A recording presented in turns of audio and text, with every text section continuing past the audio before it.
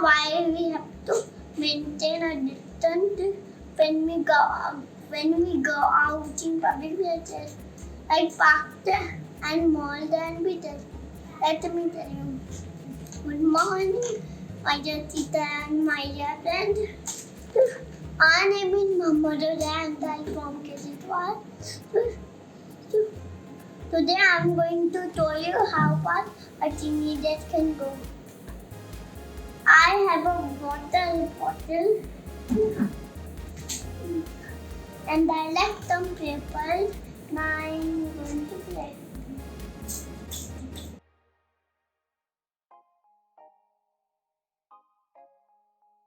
If I play hard, it will go far.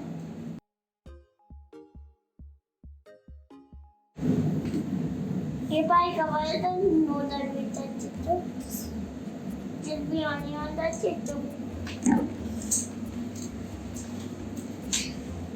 Terms can go one person to another person because of heaters needed and cup.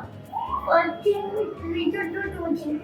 First thing is if you are coughing and sneezing, you should cover your mouth, and second thing is will go in public places. Maintain a 2 meter distance.